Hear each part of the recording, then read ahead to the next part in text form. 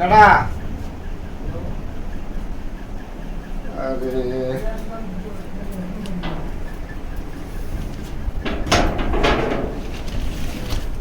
ও মুরব্বী আমি আসলাম আপনার ধরবে শয়তানে আইছে গো, শয়তানি করতো। কাজ্জা কোন কাজ্জা না জানি লাগাইতো আইছে। মুরব্বী শুনছি নেমনে কিতা না কথাটা মানে অন্য কোনো কিচ্ছু না। এই যে এই বাড়ির ফরিদটা জন্য হ্যাঁ বিদেশ গেছে হ্যাঁ দেখলাম, আবার মাইন্ড করি না জানে কখনে বাজার সাথে করে ছেলে মেয়ে কই যা না যা, এটা তো আসলে আমি জানা চিনি বুঝতে চিনছি আমি চিনছি কও কি তৈছে বাজার আয় তোমার অসুবিধা কি মানছে প্রবাসী মানুষ বিদেশ থাকে, তার আত্মীয় স্বজন নাই গিয়া আত্মীয় স্বজন না প্রবাস গেছে তার তো তুমি তো আসলে একটা খারাপ বেড়া খারাপ না একটা প্রবাসী লয়ে কোনো সময় খারাপ কুরুচি মন্তব্য করে না। যাও যাও তুমি যাও আনতে যাও আরে যাও বেড়া শুনেন তুমি কেন গে প্রবাসী লয়ে কোনো খারাপ মন্তব্য করবা? একটা প্রবাসী মানে কি বুঝো?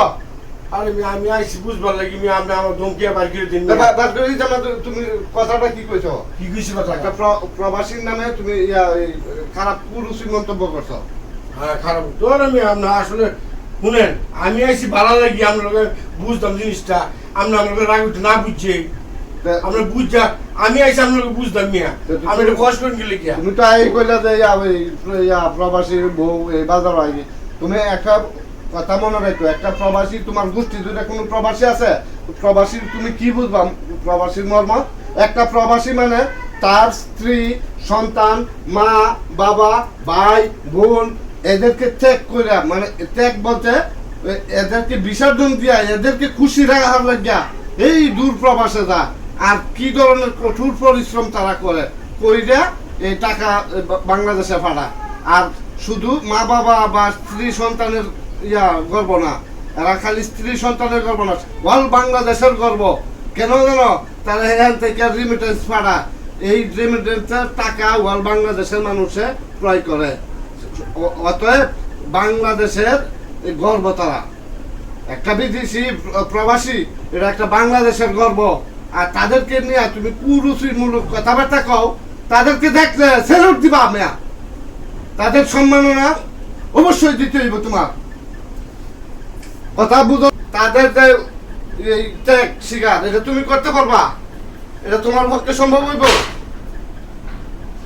তারা এই দূর প্রবাস থেকে টাকা উপার্জন করে পাঠানি, মানে আমরা বাংলাদেশের যে সকল মানুষ আছে এই তাদের রেমিটেন্সের টাকা দিয়া রাষ্ট্রীয়ভাবে অনেক কাজে লাগে, অনেক ফায়দা হয়।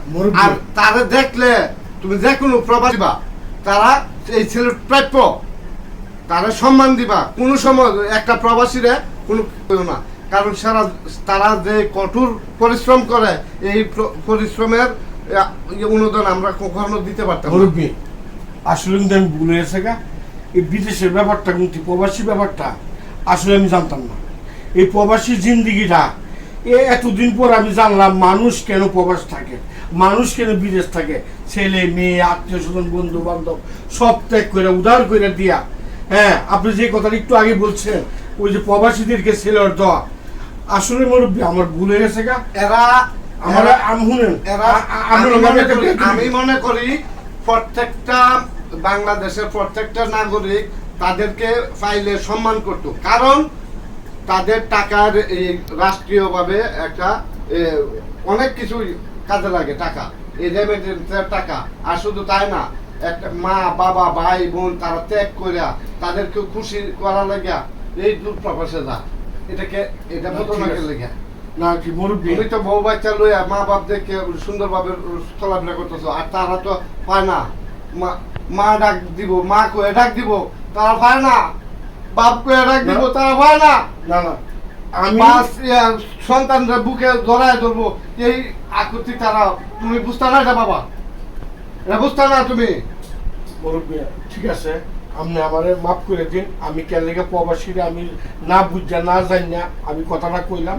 আসলে আমার পরিবারের মধ্যে কেউ প্রবাসী নাই গা, কিন্তু এই যে কিছু কথাগুলি আপনার আমার মনে হয়েছে আমার এলাকারই এক ছেলে অকালে জ্বরে গেছে, একমাত্র বাবার একটা সন্তান ছিল, এই বিদেশের মাটি দিয়ে মৃত্যুবরণ করছে। আসলে বিদেশি যারা থাকে মা বাপ ভাই বোন আত্মীয় স্বজন বন্ধু বান্ধব নিজের বিটা বাড়ি আমি এদেরকে আমি বলে দেই কতটুকু আমি এদেরকে সম্মান জানাই পর্যন্ত হয়, এদেরকে আমি সেলোয়ার দেই। এই বিদেশি প্রবাসী তারা যাতে সবসময় শান্তি আমরা সেলোয়ারও জানাই, তাদের জন্য দোয়া করি, তাদের জন্য আমরা বারবার আমার ভুল হয়েছে আমার মাফ করে দিন। ঠিক আছে, আমার না, এটা আমার কাছে না, তুমি আমার কাছে মারছো না। তো সার্বক্ষণিক তাদের জন্য আল্লাহর কাছে দোয়া করো, তাদেরকে যেন আল্লাহ তাআলা ভালো রাখে, হেফাজতে রাখে, আবার মায়ের ছেলে মায়ের কুলে যেন ফিরে আসে। যাক, আমি আজ থেকে অর্ডার দিলাম এই প্রবাসীর জীবন যদি সুন্দর হয় তাদেরকে আমি বাংলাদেশের মানুষকে বলে দেবো যারা প্রবাসে থাকে তারা যেন এই প্রবাসীদেরকে সেলোয়ার দিয়ে সম্মান করে। আসসালামু আলাইকুম সম্মানিত ভিউয়ার্স, যদি আমাদের কোনো ভুল হয়ে থাকে ক্ষমার দৃষ্টিতে দেখবেন, আর এই পেজে একটা ফলো দিয়ে আমাদের এই ছোট পরিবারের পাশে থাকবেন ইনশাআল্লাহ। আর বেশি বেশি শেয়ার করবেন, লাইক কমেন্ট শেয়ার করবেন, এই প্রত্যাশায় আল্লাহ হাফিজ।